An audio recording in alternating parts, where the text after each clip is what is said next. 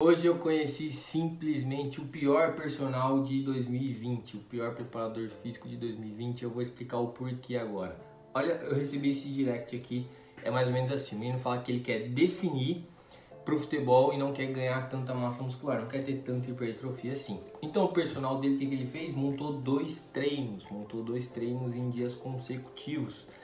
E aí eu vou falar tudo aqui que ele tá fazendo e aí depois eu explico se tá certo, se tá errado, o que eu faria de diferente. Seguinte, segunda-feira ele vai fazer bíceps, peito e quadríceps. Na terça-feira ele vai fazer panturrilha, posterior de coxa, tríceps e costas. Não sei se você conseguiu entender aí, mas a estratégia que foi usada foi o seguinte: ele vai primeiro, uma parte do dia, fazer todos os músculos da parte da frente do corpo, então bíceps, peito, quadríceps, e outra na parte de trás, panturrilha, posterior de coxa, costas e os tríceps. Tríceps. E aí, essa foi a estratégia para ele. Eu vou falar agora para vocês se tá certo, se tá errado e o que eu faria diferente, tá bom? Então, vou até separar alguns trechinhos aqui que ele comentou na mensagem. Então, ele fala que faz perna 2 vezes na semana, e os treinos de superior, de peito, costa, ele faz uma vez na semana. E aí ele falou ainda assim, aí nos outros 3 dias que ele faz esse treino, eu acho que 2 vezes, ele falou pra mim, nos outros 3 dias que eu não fazer com ele, com o preparador físico, fazer um aeróbio ou um exercício leve para não pegar lesão. Então anota aí mais essa dica de ouro aí, para que vocês entendam todo esse raciocínio. E falando, não tem problema nenhum um garoto fazer isso, um atleta fazer isso, porque não tem informação, ele está tentando, está buscando. Então o pior é um profissional orientar o atleta a fazer uma parte dessa. E outra coisa, a gente sabe que o mundo do futebol, ele primeiro precisa passar pela educação física, não é assim, não dá para você trabalhar como preparador físico do futebol sem passar pela educação física. E o curso de educação física no Brasil é simplesmente muito abaixo do nível, tá? Mesmo em lugares muito bons, pode colocar universidades públicas, universidades privadas de alto escalão. A minha universidade, que eu ganhei bolsa lá, era a nota máxima no MEC, uma baita, os professores tudo show de bola, mas educação física precisa abraçar o mundo, e aí você aprende um pouquinho de cada coisa, no final você não é bom em nada, você não domina nada e acontece erros desse tipo, como eu falei pra vocês. Então, seguinte, separei aqui, dá uma pausa pra dar uma respirada agora, que eu fiquei meio conturbado com esses treinos, com essa rotina de treino aqui. E seguinte, separei aqui 5 tópicos desse treino que eu mudaria, 5 coisas que eu mudaria, e vou explicar o porquê que eu mudaria essas 5 coisas. E o seguinte, cara, a parte 5 é uma das coisas mais gritantes, assim, uma das coisas que menos faz sentido e o cara tá fazendo, então vamos prestar bastante atenção aqui. Primeira parte, treinar na academia 2 dias consecutivos. Tem problema treinar 2 dias consecutivos? Não, se você estiver alternando os grupos musculares. Então, por exemplo, num dia você treinou superiores, outro dia inferiores. Ou até mesmo em um dia você treinou superiores, só que você treinou peito ou tríceps, no outro dia você treina costas e bíceps. Então não tem problema, você está alternando, então o músculo não vai estar sendo sobrecarregado. O que seria ruim é você trabalhar 2 vezes o mesmo grupo muscular. E pode ser que isso aconteça indiretamente, tá bom? E eu vou estar explicando para vocês aqui nas próximas. Então, ó, treinar posterior de coxa um dia e quadríceps no outro dia, tem problema? Cara, tem muito problema nisso aí. Tem um problema gigante, não é que tem um problema, é um problema fazer isso aí. Então por quê? Quando você vai escolher um bom exercício pro futebol, você já vai sair das máquinas. Então você já não vai isolar, por exemplo, você não vai ficar fazendo mesa flexora e cadeira extensora. Se você fosse fazer isso, você isolaria a musculatura e trabalharia ela somente ali. Dificilmente você ia causar um dano. Por exemplo, se você está trabalhando na extensora, você não vai causar dano na posterior de coxa. Só que esses exercícios não são bons para o futebol, são exercícios isolados. O futebol quer exercícios multiarticulares, exercícios livres, exercícios onde a gente faça uma força contra o chão, assim como a gente faz no campo.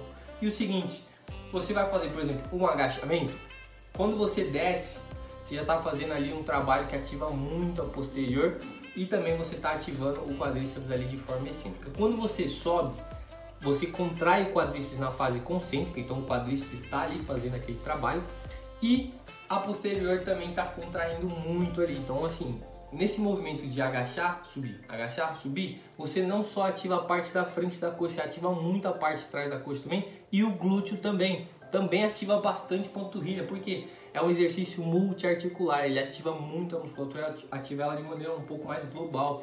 Então, por mais que ele foque um pouquinho aqui, outro ali, ele vai estar sempre ativando vários outros músculos dentro desse mesmo exercício. É a mesma coisa com agachamento búlgaro, a mesma coisa com afundo. Quando a gente faz, por exemplo, um trabalho de levantamento terra, de stiff, a gente trabalha muito a posterior, mas também ativa muito o glúteo. Então, assim, a gente trabalha muitos músculos ao mesmo tempo. E esse tipo de exercício é excelente para o futebol. E por isso, não dá para você trabalhar coxa, posterior de coxa um dia e quadríceps no outro. Porque você vai ter que estar abrindo mão de todos os melhores exercícios que tem para o futebol e você não vai conseguir ter tanto resultado assim fazendo treinos em máquinas. E outra coisa, por exemplo, qualquer exercício que você faça, você fala assim, não, agachamento é mais quadríceps, então você vai lá e faz um agachamento. Só que você vai sentir muito a posterior de coxa, não dá. Então você vai sentir bastante a posterior de coxa ali. No outro dia você vai querer fazer posterior de coxa com um levantamento terra, com um stiff, não vai dar, o músculo vai estar recuperando ainda, você não vai estar deixando o músculo recuperar para que você consiga ter ele em um estado melhor. É a supercompensação, é o princípio básico do treinamento esportivo. Você tem um nível aqui, você dá um estímulo, o nosso corpo cai de nível, mas aí ele vai se recuperando e quando ele recupera, se o estímulo foi adequado e a recuperação foi adequada, ele recupera melhor do que estava antes. É isso que é o treinamento esportivo, é isso que dá emprego para todos os preparadores físicos desse país. É esse princípio da supercompensação que funciona, porque se ele não existisse não adiantava ter um preparador físico, tá bom? Então não pode treinar posterior de coxa um dia e quadríceps no outro, os dois têm que ser trabalhados no mesmo dia para que eles tenham a mesma recuperação, tá bom? O mesmo período de recuperação ali, porque eles são parceiros, dificilmente você consegue separar um do outro ali, tá bom? Terceiro tópico, vamos trabalhar bíceps e peito juntos. Pode dar bom isso aí, trabalhar bíceps e peito? Cara, não, porque a gente tem um sistema aqui no nosso corpo, nos nossos músculos, que chama cadeias musculares. E essas cadeias musculares, elas têm funções. Por exemplo, toda vez que eu vou fazer um movimento de puxar, eu estou usando uma cadeia posterior. E essa cadeia posterior, ela é composta por as dorsais, todos os músculos aqui das costas, e o bíceps também. Então toda vez que você for puxar alguma coisa, pode sentir aí, faz o teste aí. Você está puxando, você vai sentir que o bíceps está contraindo, mesmo sem você querer. Está ativando muito mais as costas, mas o bíceps está participando.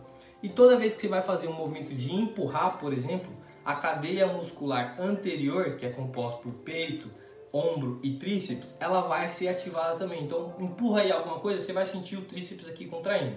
Empurra alguma coisa, você vai sentir aqui teu ombro contraindo e o peito também. Então você pode fazer o teste aí na sua casa que você vai perceber. O nosso corpo funciona assim, é a natureza do nosso corpo. Então não tem por que a gente querer separar. Se todo bom exercício para peito a gente também ativa um pouco de ombro e um pouco de tríceps, a gente tem que treinar todos no mesmo dia, porque a gente vai atrapalhar o processo de recuperação muscular. Se, por exemplo, eu treino peito hoje e amanhã eu vou treinar ombro. Cara, o ombro foi ativado bastante ontem. Eu deveria ter treinado ele ontem, não hoje.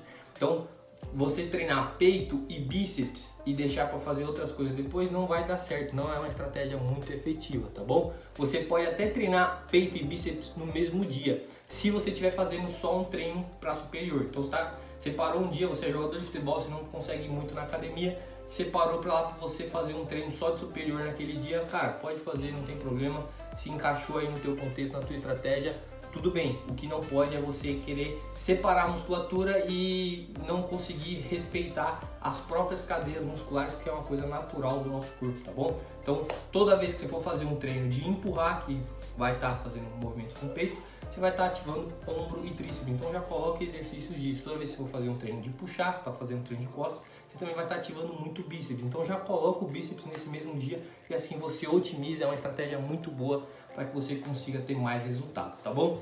Então essa foi o terceiro tópico. Faltam mais dois, o quinto, cara, o quinto é um tapa na cara. Ó, uma semana com 2 treinos intensos. Olha, cara, essa também eu devia ter falado mais dessa, eu acho que essa aqui é brava. Ó, uma semana com 2 treinos intensos, 3 leves e 2 folgas. É bom para prevenir lesão? O que ele falou ali pra mim? Ele falou que, pô, eu não quero me lesionar, então eu vou treinar pouco na academia e depois eu faço só uma parada leve porque eu não quero me lesionar. E esse é um dos maiores erros que tem aí com jogadores de futebol que tem jogos em alto nível, jogos com muita intensidade. Porque se você não acostuma teu corpo a jogar naquela intensidade, quando você vai ser exigido a jogar naquela intensidade, teu corpo vai estranhar, teu corpo não vai estar preparado para aquilo e aí sim você tem uma lesão. Então fazer treinos leves pode ser até que aumente o seu risco de lesão, tá? Então esse mesmo ano de 2020 e 2019 saíram muitos trabalhos científicos aí mostrando que nós, preparadores físicos, devemos trabalhar sprints na semana, porque normalmente a gente não trabalhava muito sprint na semana, mas no jogo era exigido sprint. A gente tinha um medo, falava, não, o sprint ativa muito a posterior está arrebentando nos jogadores aqui toda hora, então não vamos fazer trabalho de sprint para evitar lesão. E aí correlacionaram dados, pessoas que faziam trabalho de sprint, pessoas que não faziam, e os caras que faziam trabalho de sprint tinham menos tendência a ter lesão. E um caso muito parecido com esse é o do Dembélé. Dembélé, ele fazia os treinos no Barcelona, ele atinge altíssimas velocidades que talvez ele não atingiria no treinamento. Então é o que a gente vem escutando aí no mundo da preparação física, e por isso acarretava, não era a única coisa que acontecia, mas isso acarretava de que no jogo ele tinha poucos minutos e esses minutos ele atingia altíssimas velocidades e não conseguia render por conta das lesões. Isso acabava diminuindo o número de jogos dele aí, tá bom? Então o Dembélé é um cara muito rápido, então o corpo dele consegue muito rápido, ele acelera muito bem, então tinha que estar treinando isso aí tinha que fazer parte da semana dele, não fez, e aí acaba o corpo estranhando e tendo a lesão. O corpo não está preparado para aquilo. Então treinar leve às vezes é uma armadilha, tá bom? Você tem que construir tudo que você vai ser exigido na semana, você tem que estar construindo aquilo vai ser exigido no jogo, você tem que estar construindo aquilo durante a semana, tá bom? Então é isso, e é o nosso campeão aí, top 5, para definir para o futebol e não ficar muito grande, fazer perna 2 vezes superior, vai dar certo? Cara, esse medo de ficar grande é um medo que não tem nenhuma noção. Para você ficar grande, cara, os fisiculturistas que estão grandes, eles têm que treinar muito, tem que comer muito, dieta, nutricionista e suplemento, e muito treino, estratégia avançada. Cara, você só fazer um treininho ali convencional, voltado para força, não vai fazer você ficar gigante, cara. Pode treinar à vontade, vai, arrebenta o treino aí, se alimenta bem. Para você ficar gigante, ficar muito grande, você tem que ter ou uma genética dos deuses, a genética que nasceu pro cara ser campeão do Mr. Olímpia, ou você tem que estar muito bem alinhado com a nutrição, com a suplementação. Então assim, cara, não fique com medo, vá treinar. E outra, se você quer definir, a melhor coisa que você pode fazer é fazer o treino de força, porque o treino de força ele gasta energia tanto na hora do treino quanto no pós-treino. E essa energia que a gente gasta no pós-treino, ela é muito vinda das gorduras. E aí as gorduras que acontecem vão diminuindo no nosso corpo, a gente vai ficando cada vez mais definido, a pele vai ficando cada vez mais próxima dos músculos, da musculatura, e assim a gente fica com um corpo um pouco mais desenhado, tá bom? Então se você quer definir, treine bastante força superior, inferior. Claro, inferior você tem que tomar cuidado com os jogos, mas é isso. Então galera, é isso aí, espero que vocês tenham gostado do vídeo. Acabei de receber isso aqui no direct, já preparei esse vídeo aqui pra vocês, separei uns tópicos aqui rapidinho. Então é isso, fiquem ligados nas próximas, é nóis, tamo junto, já deixa o like e comenta, tamo junto, valeu!